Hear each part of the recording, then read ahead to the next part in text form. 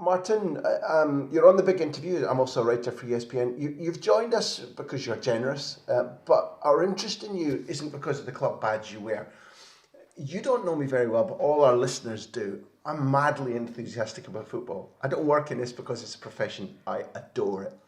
When I watch you, as I did at Lega, I didn't see so much of you at Toulouse or Bordeaux, although I'm friends with Gus Boya, and immediately we started talking about you. He said, watch out, this guy is really bright, he's really intelligent. And you know, Gus is like, and Gus was a guest on this series, Gus was like, he'll do this, and then he'll do this, and then, and he's all over you, he loved it. Watching you, maybe people have said this to you before, Martin, but what you remind me of, I'm a Scot, I'm an Aberdeen fan, not a Celtic fan, but I lived in Barcelona now 20 years. And when I'd been working in Scotland when Henrik Larsson arrived from Feyenoord to Celtic, and I watched him, he was the king at Celtic. He was the boss. And his movement was so good that the ball was given to him every time he wanted it. Every time. And he scored and then won trophies. He comes to Barcelona, and this is in the beginning of the era where players are starting to dictate Barcelona's play, like Xavi, like Iniesta, like Eto'o. And I watched them going, Henrik would make the run, they'd be like, no, you're not getting the ball now. And he'd make the run, no. And he broke his leg in a Classical, beating Real Madrid 3-0 in the November of his first season, recuperated unbelievably quickly, but studied, and his game changed at a ball recognition. I watch you with the mentality that Henrik Larsson has, but you're also being coached or mentored by Henrik Larsson, who Ronald Koeman brought to help the strikers. Tell me a little bit about what it's like working, because you're a worker, you're a smart football man. What's it like working with Henrik Larsson, talking through the ideas of being a frontline striker for Football Club Barcelona? It's amazing. When you're a striker, there's nothing better. When you have someone with so much experience and who have been a place where you are right now, and you have been places where you haven't been yet, and also he had the time after his career to reflect on things that he might have done differently. There's nothing better to be able to pick his brains and get an understanding. So I'm talking to him every day. I'm talking to him every day to ask like for small things. And already now there's so many small things that he have taught me. There's small details that I've not thought about. And honestly, I'm just really grateful to be able to work with him. How does that process of constantly thinking, learning fit with your personality? Because from my impression, you've got a completely can-do attitude whereby I think I see in you somebody who says, if I set my mind to this, I can achieve it. Yeah, 100%. Well, I'm someone, I don't believe in failures. I feel like if you learn from an experience, it's not a failure, it's just an opportunity to learn. So every day I'm always trying to learn. I'm trying to develop myself every day. And I feel I'm at a good level now, but I know I can reach so much further. So that's why every day I'm trying to learn. And the way to learn is from your own personal experience or from people who have been there before. And that's why it's fantastic to be able to talk to Henrik every day about the small details of the game. Because I'm like you, I love the game. I love the game. So I'm trying to do everything I can do to be better and develop myself and develop my skills. Let's not give defenders any clues because you've got trophies to win, La Liga, Champions League, let's see, the Cup. But what's the actual, when you've got King Henrik, as he's called in Scotland, when you've got Larsson with you, but probably the training drills, maybe some of the players have gone away, what's the actual process? How does a striker coach like him and you, how do you work together on a daily basis? What's the range of things you try to do to go over detail and change little things like little details? Well, sometimes it doesn't have to be in the pitch. It's just discussing, like just two guys loving the game, having a discussion about small details of the game, and always trying to just develop small details in the game, because in the end, this is the small details that make the difference. And you know, sometimes you have some people that are too proud to learn. They feel they know everything, and I'm quite the opposite. I want to ask almost too many questions because I'm just like obsessed about improving. So I'm sucking everything in that he's telling me, and And it's just about talking, asking some question, reflecting on things, and yeah, I'm lucky. I'm at a place where I have all these amazing players around me and a great staff, so I'm taking everything in. What do you think you've changed in terms of? I mean, we'll talk in a minute about the fact that you've had to play in several different formations, which changes how the flow of the ball arrives to you. You've played left, you've played centrally. By nature, you're also a very generous central striker. Central strikers are usually very selfish, and that's a good thing. You play for the team. You play. So, what do you tell me? 2, 3 details that you think have changed already. I think it's about the patience in the game, because here we have the ball a lot. We got the possession of the ball all the time. So it's about having the timing when you play. Choose your moments when to break the defense running behind. You cannot just do it constantly, but it's like you just have to be patient and like be in the rhythm of the game, and suddenly you can feel like it's almost like someone who's hypnotizing a person, and when you feel he's about to fall asleep, that's when you go and run behind. Because a lot of times, no matter who it is, the best defenders in the world, they will have these moments in the game where they are just they get caught up by the game for a split second, and that split second you have to recognize that moment and make a movement. It will always happen in every game. So it's about being patient and recognizing that moment. One guy you'll know about, but you can't have grown up watching a lot of, is Gianluca Vialli, Juventus, Sampdoria, Chelsea, Italy. He's a guest on this series too, and he told us that in training he was never the fastest, but he would do, with each increasing doggy run, if they were doing 10, then by 6 he'd be in the leading pack, by 7 he'd be in 2, by 8 and 9 he'd be on his own because nobody could keep going like that. And he said, well, I did that for, let's say I've got a defender on me tight, and that was not quite Catenaccio, but it was Serie A. And he went, I'll do 4 runs for the defender, and the 5th is for me. And I think that's slightly what you're talking about. Is I'll take your run, and you don't even think you're getting the ball. You don't even want the ball, but you make the run, and the defender, whoa, I better be with him. The 5th one, that's for me. Does that describe any of what's going on in your head for Barcelona? Yeah, of course. Of course. That's also a part of it. You need to make a lot of runs, running behind, or even running at crossing, and you have to also know that you might not get the ball before the 5th or the 6th run. That's part of the game. Or you might not reach the cross before the 5th or the 6th. That's also the patience about not getting stressed up that you're not receiving the ball. It's just being patient, composed in the situation, because you know it's going to arrive. And it's also, it's a mental game as well. And it's really interesting what he said, because it's really true. And also, I believe that you can be in the defender's mind if you're making constant movement around him, because he know that you're moving all the time, and it will be at one moment in the game where you're not making movements, but you'll get him caught like he's like, because he knows that you're moving all the time. So even though the ball is in the opposite side, he don't feel relaxed because he know that you're going to be moving around him. So, you end up having some defenders in this mentally fight or flight mode. So they're not fully focused and concentrated in the game.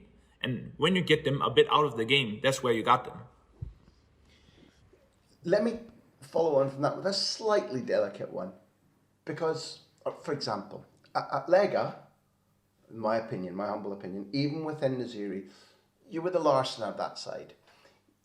Your movement dictated when the ball was released rather than the midfielders going, we're playing with this. And your movement was really intense. I remember one game, the cup game, when you bullied Madrid. I was co-commentating. And you scored, and Lega beat Madrid. A fantastic result. Not a rare result in those days, but when you come to Football Club Barcelona, you're not playing in the Champions League. So that stunts your ability to make an impact and teach your teammates what you need or you want. I wonder, in the sensitive part is, as you begin to score and assist, does the timing and the eagerness of your teammates to release you the ball just change delicately once they see you hitting the net or providing a return pass for them, because you create some beautiful assists? I think, of course, people will trust you even more. But I think also when they start to understand, they start to making those passes and recognize my runs, it's a mixture of everything.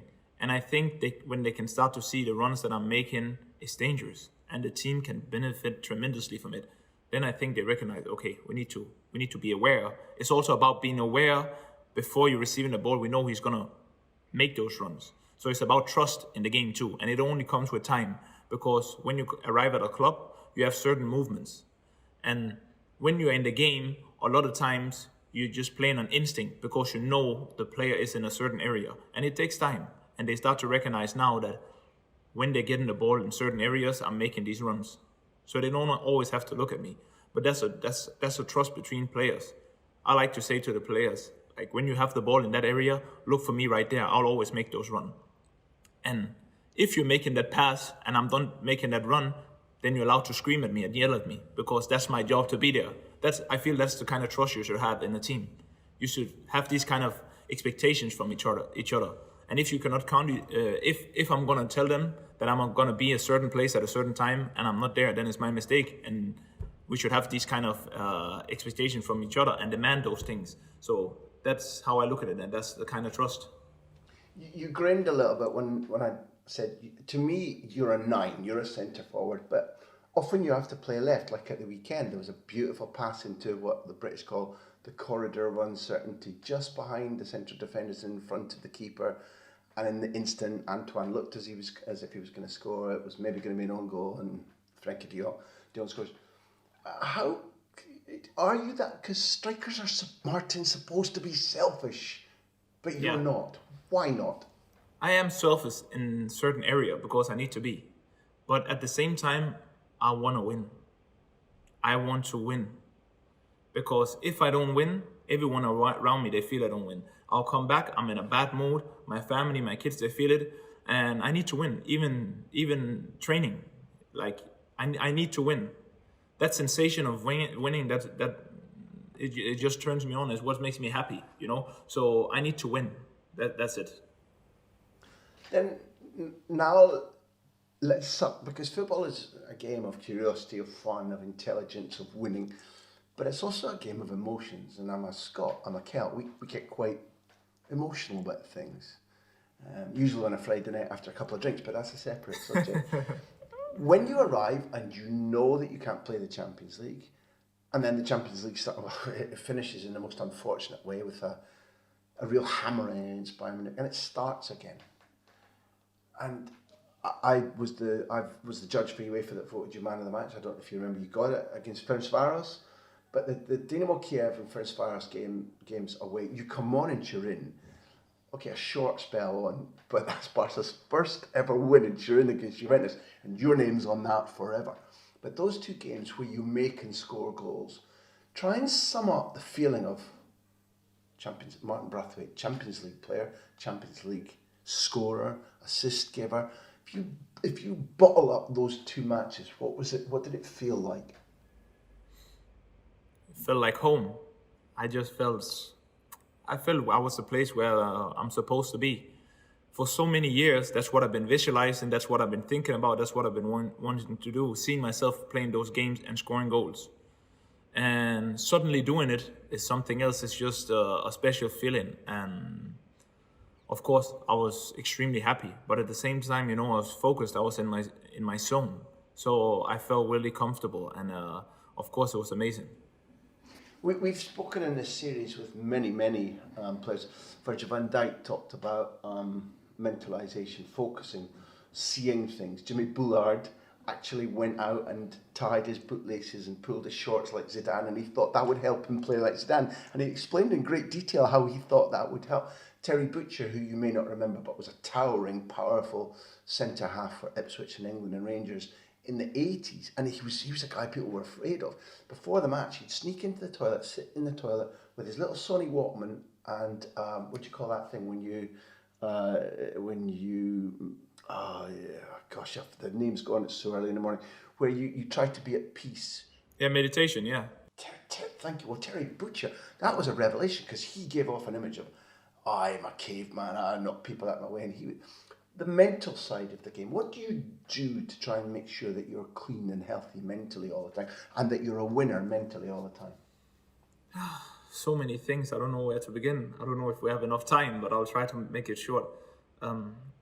I think there's so many things that I do and that I've done over the years. I think the thing about visualization, let's say that for instance, it can put you in a place before you have been there. You can experience a moment in your life before it actually have happened. It's like a look into your future. So when you put yourself in certain situation, you have visualized it over and over again. And so when you're in that situation, you've already been there before. So you don't get those emotions. You don't feel the pressure. You don't feel all the circumstances around this situation. The only thing you think about is like, I've been here before, so I know exactly what to do. And it just makes you more confident, more relaxed in these situations. And I think, I put a lot of pressure on myself, but in a good way. And I have so many big goals for myself that I don't really feel what's going on around me. I'm just really focused about what's happening. If I make something great, if I make a mistakes, then I'm just looking, okay, what can I learn from it?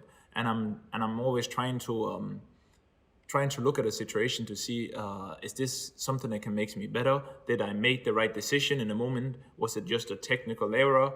What can I do to correct it? These are the things, and so I don't really listen to what's going on around me. Everything is in the head for me. Is it noisy in there? Yeah, sometimes there can be a lot of things on my mind, but mostly it's just good things and happiness and looking at the moment that I'm living in right now and the great future that's ahead of me. As you brought up in Denmark, was there a slightly American mindset, either from what you inherited genetically from your dad, or in the way that he talked and taught you? I think from Denmark, I have the humble side, working hard, being really humble, because us Danes, how can you say, we shouldn't think too big of ourselves. We have to be like really humble. But of course, the American side, which I have from my dad, I think I have this mentality of dreaming big. Everything is possible in life. You just have to go and chase it. And my dad, he always used to tell me all those things when I was young. But he also used to tell me that it's going to be really hard. And he told me how I had to be better than everyone else growing up. My dad was really tough at me from a really young age. And when I was a kid, I didn't really understand why. I didn't understand why is my dad like this. I used to run crying to my mom, There was this great balance, the hard dad and then the soft mom I could run to. And sometimes I used to think like, do my dad don't like me or what's going on? But after I got older, I started to realize what he have done. And my dad is my best friend. And I've just seen like, I don't feel the pressure now. After all those moments, I think as a kid, when you're trying to get the acceptance from your parents, that's the biggest pressure you can play with, actually. And if that don't break you, it makes you. So from a young age, I had to play with the pressure to satisfy my dad also, because he would be really angry at me if I didn't play good, or if I didn't give my all. If he felt I didn't give my all, he would be really, really angry at me. So from a really young age, I learned that when I played, I had to give 100%. I couldn't hold back, and I think that those moments, it has helped me a lot in my career. What your dad did, I'm not going to call it daring, but there's a risk, because imagine he saw you as a kid thinking, does my dad not love me? Because he knows what he's doing, and he knows that the benefits will only come probably when you're a young man or even a more mature man, and he's hoping that we'll be close friends then. My son will see the benefits then. But at a time where you're not sure of his affection because he's being demanding, exigente, he has to. That's such a brave thing for a parent to do, because the easiest thing in the world to do is to be loving and close and say, it doesn't matter, never mind. He's quite a brave parent, I think. Yeah. That's true. That's true. He gave me a lot of love. He always gave me a lot of love. Kisses, hugs, always. When it comes to football, he was really hard. And I remember sometimes he told me like, you should quit. You should just quit football. If you're playing like that, you should quit, And of course, I could just said, no, I quit. I don't want to play anymore. But I know my dad, he didn't meant that. But he wanted to push me to make me think about things that I should give 100% or just stop. If I'm not giving 100%, I shouldn't go on the pitch. So it's been, I have so many crazy memories from when I'm young with my dad. I think he knew you well. We have sponsors. They're very kind. They support us because when there's no COVID, I have to travel all over Europe up to Denmark. We went to Midtjylland. I probably pronounced that badly when Rafa van der Vaart was playing there. Okay. So our sponsors help us a lot. Bet365 have asked us to ask you a couple quick ones. Who's the best in your evaluation? Who's the best defender you've ever played against? That's difficult to say. But I would say the toughest opponent. I remember when I signed in France, in Toulouse, my first game was against Monaco, and they had Eric Abidal. I was playing against Abidal, and I could feel I was stronger than him. I was faster than him, but he just outsmarted me in something I haven't tried before. So that's the first time I recognized someone who just he was with the ball, the way he marked me, just with that, I felt the experience from a really young age. That's the first time where I felt, okay, that's a big difference, yeah. It's a great answer. I'll tell Eric, I'm very friendly with him. He's a marvellous guy, and he was part of the team that signed you. So I think we all owe Monsieur Abidal, bonjour et merci. A second question from our sponsors is, and listen, Martin, you're a brave man, you can choose this one if you want, but we've got a lot of members, listeners from the Republic of Ireland, so be careful when you answer the question as to what's your favourite goal you've scored in your career? Yeah, of course, one of the goals are definitely the one against Ireland, because qualifying your national team to the Euros is something special, and I think it's a childhood dream to represent your country. So it has to be, it could be a top 3 of my favorite, I would say. Not the Copa against Madrid, not your debut goal for Barca. They're also there. Champions League goal, man. When you felt home. Yeah, they're also there. No, of course. Those moments. Scoring my first goal when I came to Spain against Madrid, of course the Champions League goal, but the first goal for Barca was special. For me, the first goal for Barca was really, really special. It's a good enough answer. We've got socios as well, men and women who've been behind us for the 6 years we've been doing this, 108 interviews. They've supported us, and they're interesting people. So I'm going to just quickly say thanks, Richard Kosmala. It's not you today. Ian Boddy says, I'd love Martin to talk us through, the relationship with Henrik is done, Chris Hennigan. Martin, your first day at training with FC Barcelona, describe it, describe the emotions, describe the how you felt when you went home.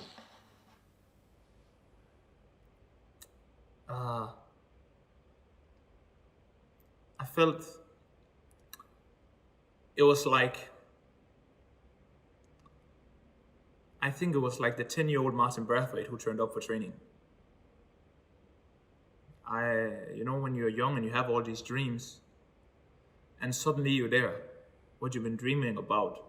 You've been dreaming of this moment since you're really young, being in a club like this. And from a really young age, I saw some of these players here. I used to watch them in my little town in Denmark. Used to watch them on TV, and now it's my teammates. So you're turning up and you go from one club to the other in just a day. You're standing in the mirror, you've seen the club badge in the mirror, and you're like, I'm really here.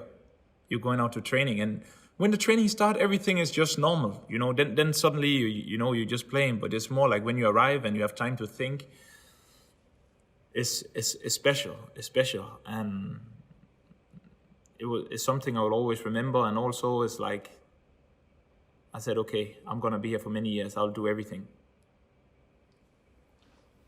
I do this, I talk to myself a lot, I sing a lot, because that changes my endorphins. But as you're going to the day, I suppose you weren't doing this, but were you going, okay, Martin, don't look Leo straight in the eye, don't miss your first chance on goal, give the simple pass every time, make sure the top is buttoned straight up. Did you talk yourself through it mentally in the build-up to going out for this? Because your heart must have been a little bit like this. For all that you're really well amuebladoed here, and you're a smart man, still I know, but the heart must have been a little bit like that. Of course, you got the butterflies in the stomach and you're excited and everything. But all those small details, I didn't really think about it. But I think it's like more the build-up of everything to go into the first training session. It was, you feel the excitement. You just want to go out and train. Like I felt the excitement, and of course it helped. And it's amazing people in the club, the players. It's so easy to just settle in the club. So everything was really, really easy for me. We've got very short time left because you're about to go training, and therefore it's unusual to step away from Barca. But I've watched you be a really good partner, mentor for two strikers who've gone on to do brilliantly. I know that at Lega, particularly after Brighton came in for Naziri, this young buck, this young Mustang, wild horse of a man, slightly lost his focus. And I watched you on the pitch, and I heard about off the pitch. You're just trying to help him, teach him a little bit, just be a good companion. And Naziri is now knocking them in senseless for Sevilla. Was David Moyes, the West Ham manager, phoned me to ask me about him before the bid went in. One of the players I've adored watching. I don't know what he's like as a fella, although I've interviewed him. You played with at Toulouse, and I noticed that Wissam Ben Yedder has gone on to great things once he's had the Braithwaite touch. Talk to me about those two guys and just your playing and working relationship with each of them. Two different players, completely different players. Ben Yedder, amazing player, and he's so composed in the box. He's one of the most composed players like I've seen. Just a natural goal scorer, I would say. It's the guys when he get a chance, he puts it away. And in a series, young guy when I played with him in Leganes, he have like his physical abilities and a bit wild in his game. And the thing is, when I'm playing, it's about going back to what you said earlier about me being unselfish. It's not that I'm unselfish, but when I'm in a team, obviously I want to do amazing and play good, but I want the players around me to shine too. Because if the players around me, they're not doing amazing, then I cannot show my full potential as well. So for me, it's always about the people around me, they are blossoming as well. So it's about recognizing what kind of player is this guy? How can I make him better? And no matter where I am, that's just what I'm trying to look at. So we have a great partnership up front. So everyone is doing amazing, scoring goals and showing the best side of themselves. Because in the end of the day, it's about winning titles. And you don't win titles individual. You win the title as a team. So it's about making your teammates shine together with yourself. That's how I look at great players. If you can bring the best out of your team, not only out of yourself. It's a beautiful attitude. The last one, Martin, because at past we stop, is I don't care about headlines. I'm not looking for revelations, but I've been watching Leo Messi since he was 15. I've interviewed him maybe 23 times in short form and in long form. It's been the privilege of my lifetime to see him, to interview him. He is both occasionally a difficult man, tempestuous, funny. I think we can use the word genius. I think we can. If he was a scientist or an actor or a businessman, we would use that word. How hard is it, or what are the difficulties of learning to actually not just play with him, but to succeed with him for somebody? Because I think you have to learn to read his game. But the whole fucking point with his game is that nobody can properly read his game. Just try and describe it, the process a little bit. Yeah, it's a lot to talk about. It's difficult, and I don't find it difficult, to be honest. He's so good setting himself up, setting his teammates up. So it's actually just about, when I came here, I start to see, okay, I was actually looking at him and Suarez, how they were playing, because they're amazing. And as a fan, I just loved how they played together, and I was so happy that I also got the time to play with Luis before he left. So I was just trying to look at them, and I was trying to look at how is Luis moving? How come? And I asked Luis one day, because curious as I am and want to develop, I asked, like, how did you develop this bond? How did this partnership happen? And I've been trying to study them, and I try to see like the combination of running behind, coming, playing the 1-2s and everything, and just try to learn from that. Because he's also a team. He's a big team player. He's scoring goals, but he's always making a lot of assists for his team as well. So it's not difficult playing with a player like that. It's quite easy. Well, I'm thrilled for you that you've had that experience. And for Luis Suarez, we don't have time to talk about the mental focus, the techniques. We've got so many things. This would have been, you've had a lucky escape. This would have been a 90-minute match between you and me if we had the time. But training is quite important to an elite sportsman. Martin Braithwaite, it's as good and as interesting and refreshing listening to you as it is watching you. We're huge fans of just what you're doing. I hope you end up with some trophy this season, but I know that we'll meet again because you'll be at Barcelona for years. See you in the mix zone. Thank you very much. And I didn't even try out the Danish that I was taught in 1982 when we met some nice ladies from Copenhagen. And I think it went something like "Rødgrød med fløde," which they told me was something like oatmeal or strawberries and cream or something like that. That's true. But I know you're acting. You've never understood a word of that, but you're pretending you did. So for that, I respect you even more. Thanks for having me, and I wish you guys all the best. Thanks for being on the big interview, Martin Braithwaite. Thank you.